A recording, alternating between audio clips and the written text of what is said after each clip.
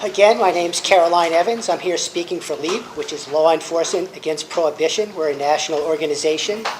We support this bill. Instead of reading the statement that we've distributed to you folks, I'm going to go through it by paragraphs and just sort of speak extemporaneously again. I am ex-Coast Guard. I was an operations duty officer of Coast Guard Group Long Island Sound. At that level of authority, I could and did exercise federal authority over the governors of New York, Connecticut, and Rhode Island, and every law enforcement and rescue service below them. They kind of don't pick just anybody for this kind of work. In that, we were involved in a lot of anti-smuggling activities, as well as every other service that the Coast Guard provides. And we saw that, again, to be a duplication of prohibition of the 1920s, and that it was not particularly effective. Okay, we've seen the prohibition to fail, and this kind of bill would be a step towards it. As far as a federal officer, I've heard folks speak about the overlap, or does federal trump state law? Why not remove the state laws and allow the federal people to do whatever they choose to do? At this point in time, you have a redundant system. Two sets of people chasing redundant laws. It would be as if the federal government decided to have duplicate state troopers writing you up for speeding on the interstate highways. So there is a good reason to go ahead and stop prohibition in Maine. And then we'll deal with the national level on a national level as that goes by. There's a paragraph in here about some statistics and whatnot. They're duplicates of statistics you've seen and heard from other folks. Generally tells us that it's not really working, and that it'd be best if the folks who are in law enforcement, who are good, strong people with a good, strong spine, were to turn their attention to things that are worth paying attention to. After I got out of the Coast Guard, I became an IRS enrolled agent. This is a limited duty attorney that represents folks in their hassles with the tax system. I represented a lot of interesting people, we might say, and some of that is still protected by attorney-client privilege because they're still my clients. When you come to questions of what people can grow, it's similar to the idea of how many tomatoes can you grow on one plant. Depends. So it's one of these wide open things. Any specific statement on a plant provides this amount is pretty much like saying, well, how many tomatoes do you get off of a plant? Well, are you good at growing tomatoes, or are you not so good at growing tomatoes? What kind of tomato seeds did you plant? And so forth.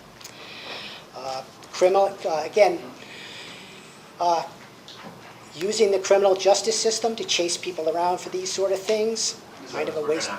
Okay, kind of a waste of effort, and I hereby ask you to support this bill as a step in the right direction. My name's Carol Linekin, and I'm from Bodenham. Let's see, I'm very nervous. I'm here to speak about my support and my husband's support of LD 750 and LD 754. As the wife of a medical marijuana patient with grow rights, I am deeply concerned about how my husband's medical use of marijuana may be used against me by law enforcement. On November 16th, our home was raided.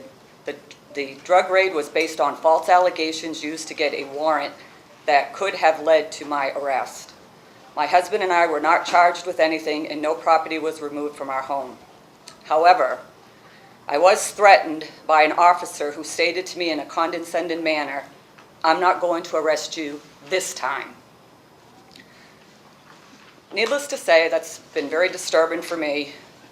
My husband's very disabled. I have to assist my husband with most of his everything.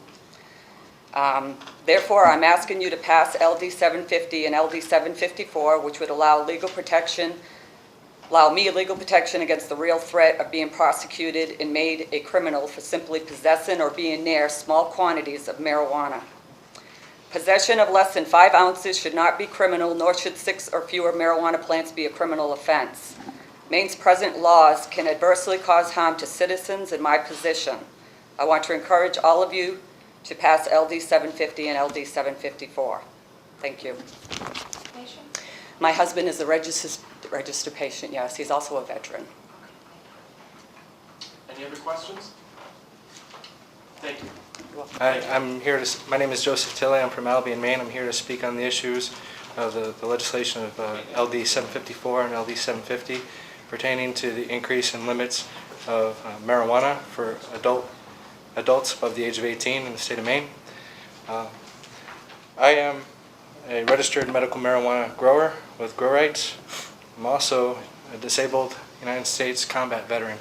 I served in Operation Enduring Freedom in 2001, 2002, Kandahar region, Afghanistan. As a result, I have post-traumatic stress disorder and acute panic disorder. I am given this card for lower back pain, but I can tell you that the principal benefit, the palliative benefit that I receive is in addressing my PTSD, my acute panic disorder.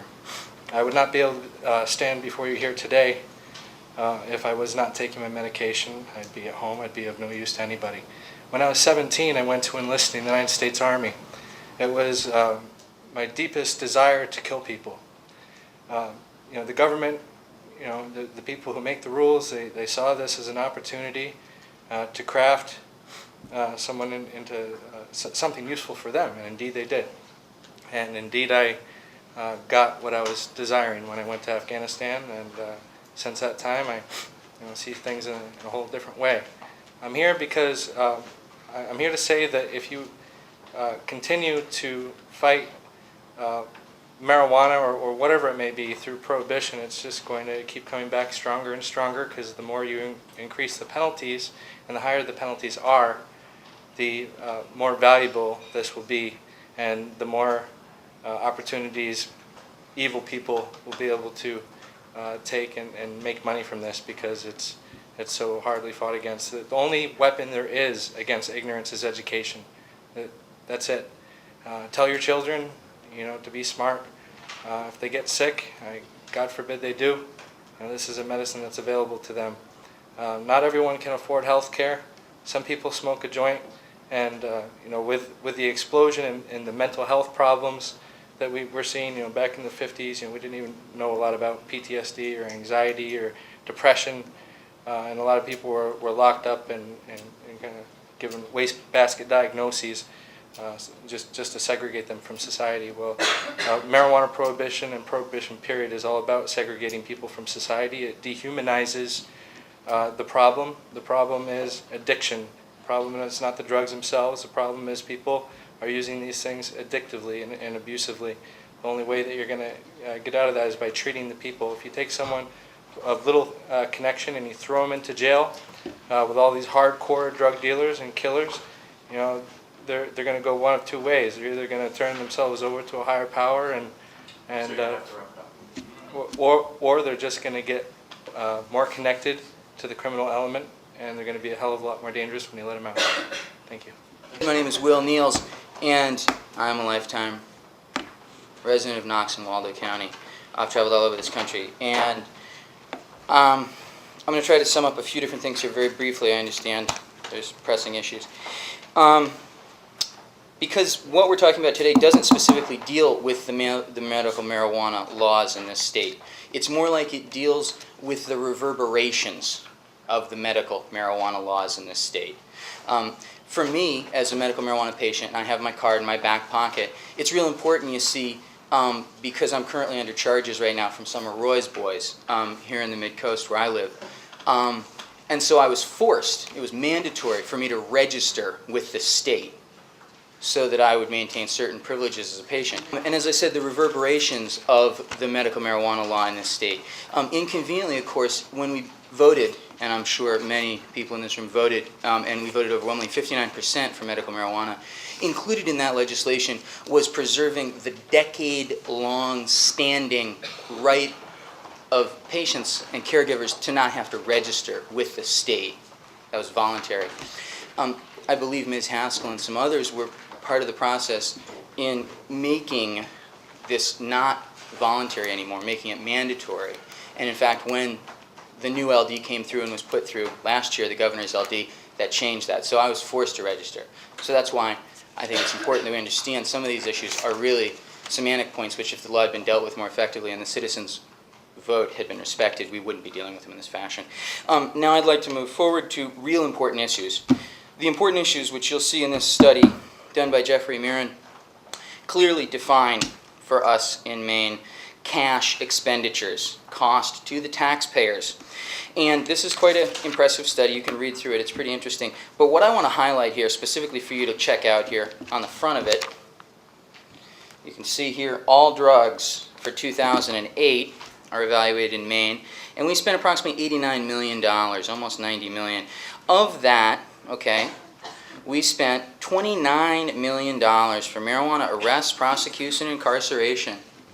That sounds like a lot of tax dollars in a time when we don't have a lot of money in this state.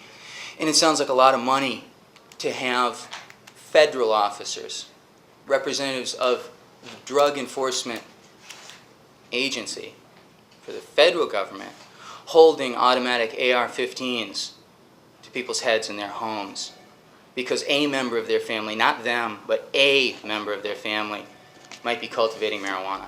And this is the challenge, you see. Thank you. Yes, I understand. It's so tedious when we get up here to speak like this. This is the challenge we all face, you see, is the safety of our people. Because the safety of our people is what's paramount in our communities. And so the premise here is that we're safer with these representatives of the federal government allowed to run roughshod over our state and our citizens. We're safer with them kicking in the doors on Brian and Carol and pointing automatic rifles at them in their home, a veteran. Okay? That we're safer and that our community is better this way. And I would posit to you that that is belligerently incorrect. In Mr. McKinney's testimony, he is, I believe, the head of the DEA in this state. Sir, we have to wrap it up. There's other people that want to speak. I understand, and I You have really want 10 to move. seconds. Thank you. He says the simple truth is that further decriminalizing marijuana will not make life better for our citizens, A, ease the level of crime and violence in our communities, nor reduce the threat faced by law enforcement officers. To suggest otherwise ignores reality. I would argue and posit to you that every statement is incorrect, and every statement in that way should be reversed, that in each section he is incorrect, and that we would be safer. His cops, our cops, would be safer if we focused on the prescription drugs, Thank you, sir. the cocaine, and the heroin, which are tearing the state apart. Senator Mason, Representative Plummer, and members of the committee. My name is Jardy, and I'm a resident of Augusta. And I'm here because my grandmother was a good person. When I was a child growing up, my grandmother would always come, give me candy, give me cookies. But age and time being what it is, she got the big C, cancer. And cancer is a horrible thing, and anyone who has lost a family member to cancer knows how devastating it is. My grandmother eventually lost the ability to drive, to walk, to play with her grandkids, and to even, at the end days, she lost the ability to be moved without bruising severely. I'm here testifying in favor of this bill because I do believe that marijuana kept my grandmother alive for 3 years, longer than her original diagnosis. She was given 6 months. She nearly made it to the 4 years point. As part of her cancer regimen, she was given severe radiation treatments. And I'm sure you all know how radiation has an effect on the body, the effect on wanting to eat, not wanting to eat, and the tremendous amount of pain. Well, she was a medicinal marijuana user before there were any laws set up around it. She was at full risk for medicating herself, for basically helping her keep herself alive. And that's why I'm testifying in favor of this bill, because my grandmother was a good person. She wasn't a criminal, even though the laws say she was. Thank you.